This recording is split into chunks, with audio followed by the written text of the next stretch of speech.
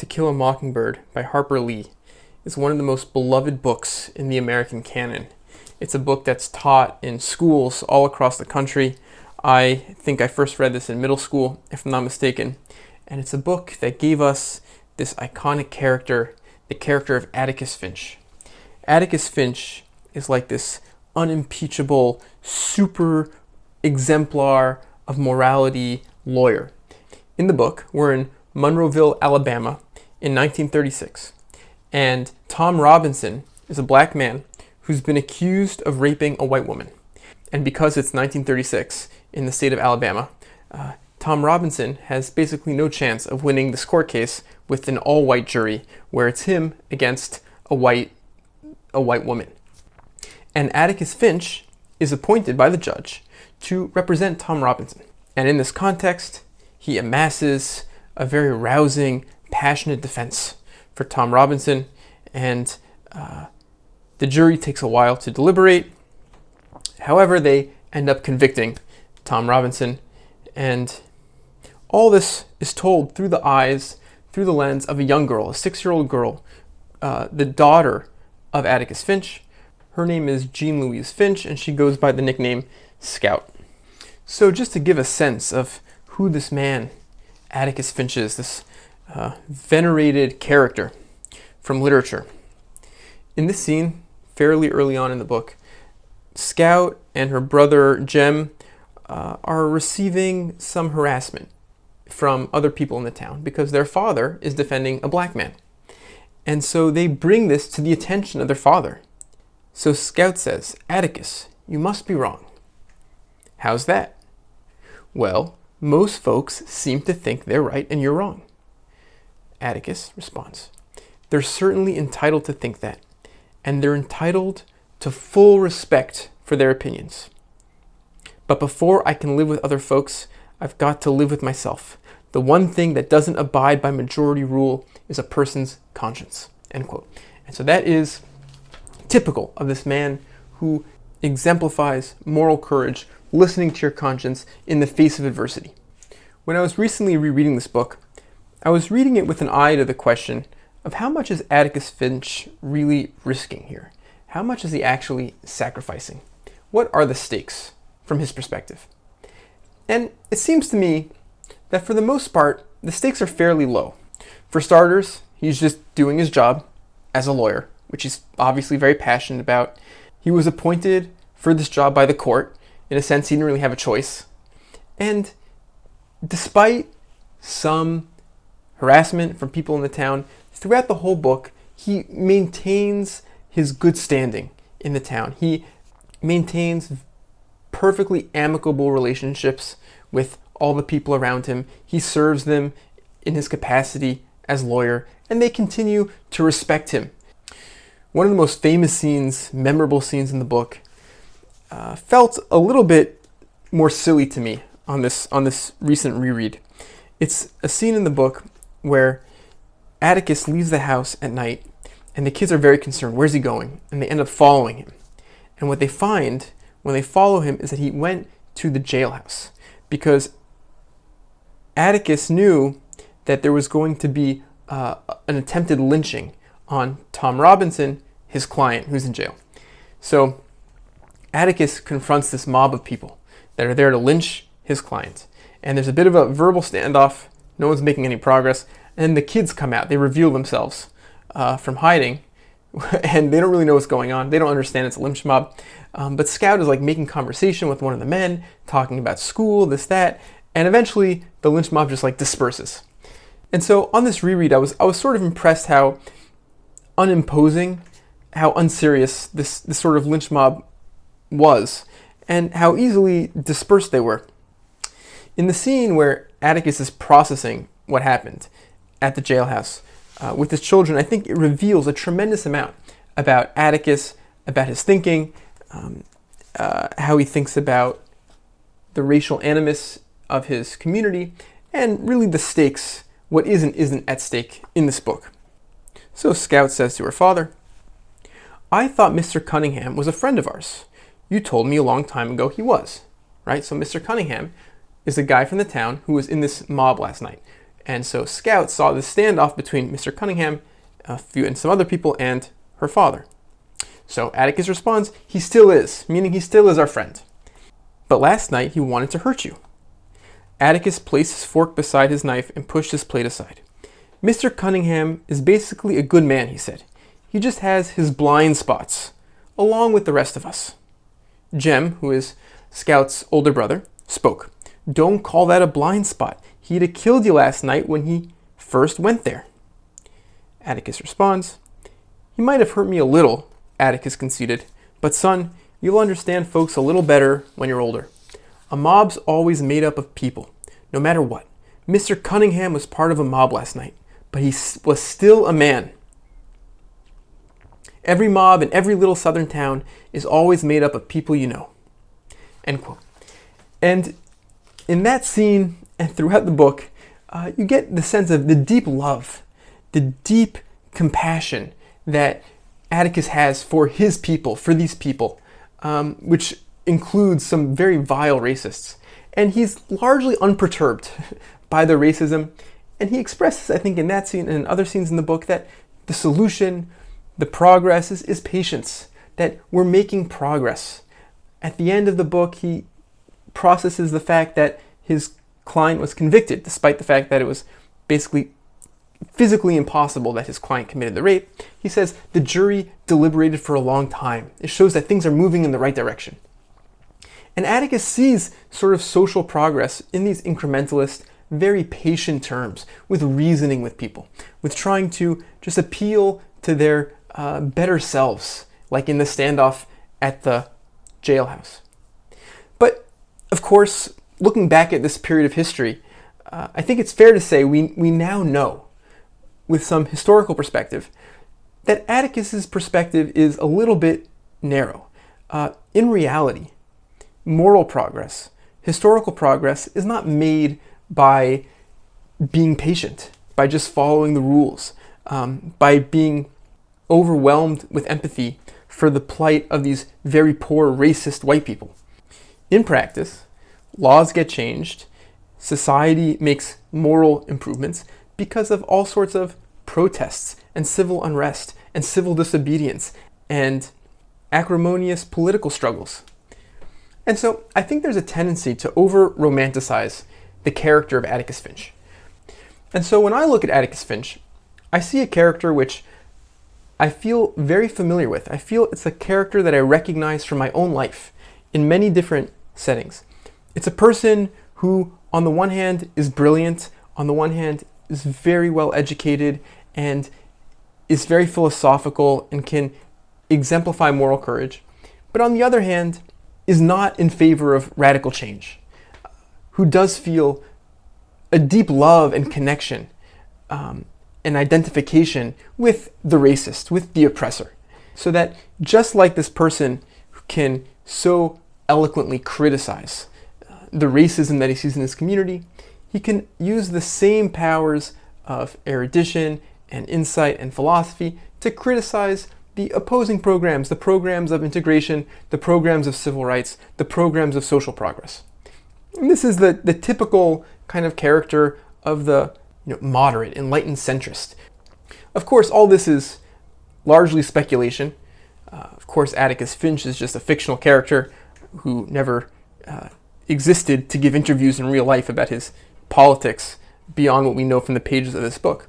But interestingly, in my research for this video, I learned that the character of Atticus Finch is actually based on Harper Lee's own father. And so Wikipedia pointed me in the direction of this book called I Am Scout.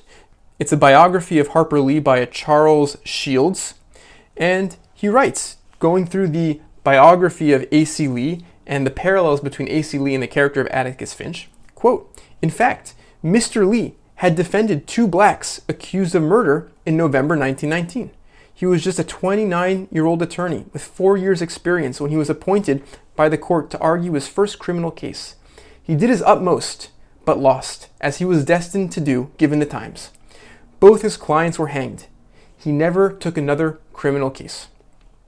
And so it seems to me that Mr. Lee is a perfectly good real-life analog for this character of Atticus Finch.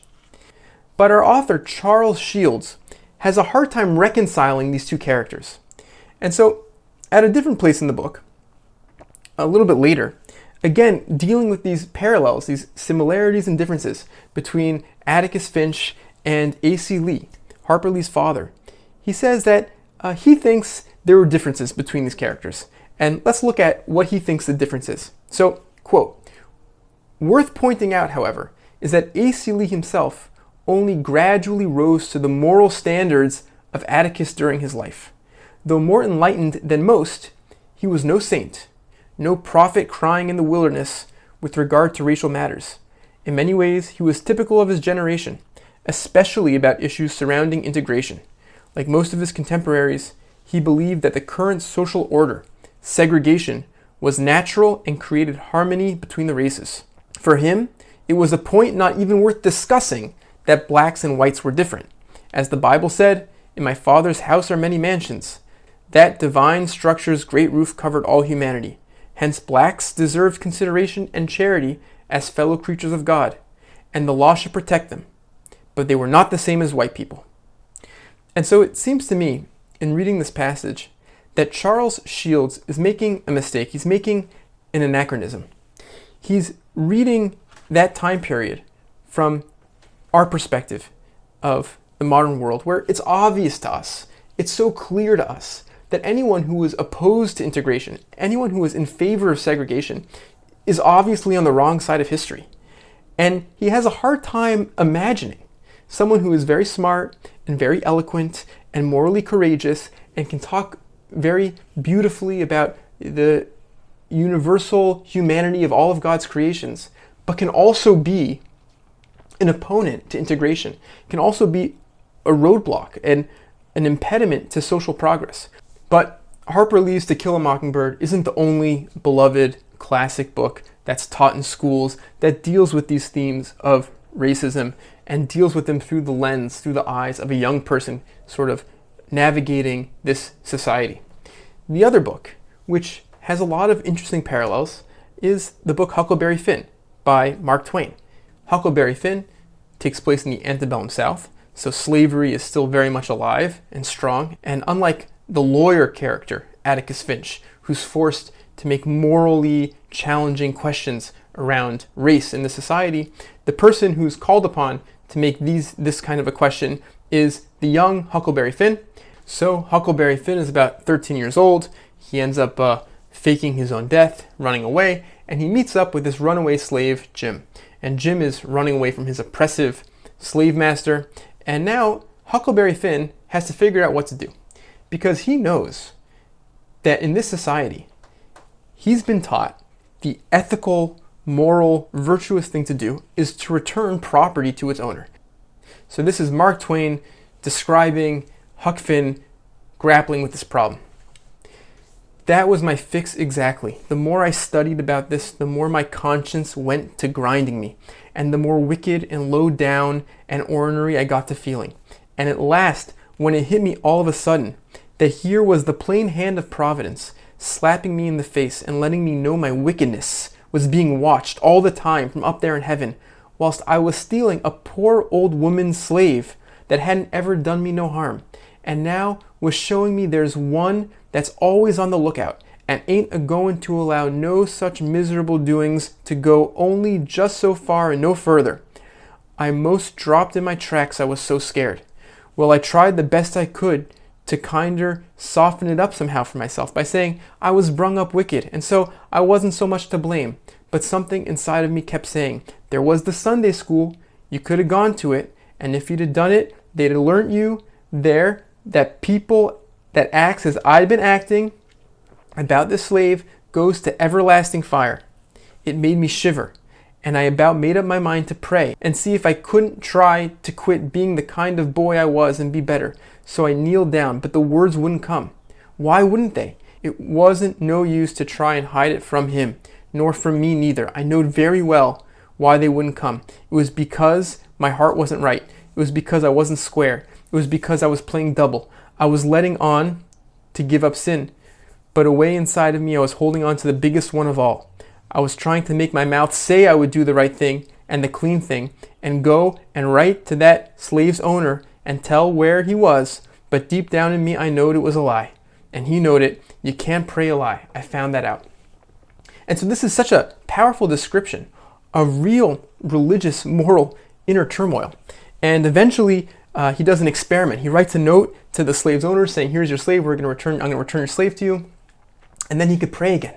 It's like this this blockage is now released. But he's on the verge of doing it, but he can't do it because he feels a connection to the slave Jim. And so in the case of To Kill a Mockingbird, the moral hero is a philosophical character, is a character who's brilliantly read. And in the case of Huckleberry Finn, the moral hero is someone who's ignorant and is successful in this challenge, in making the right decision, because they're not so philosophical.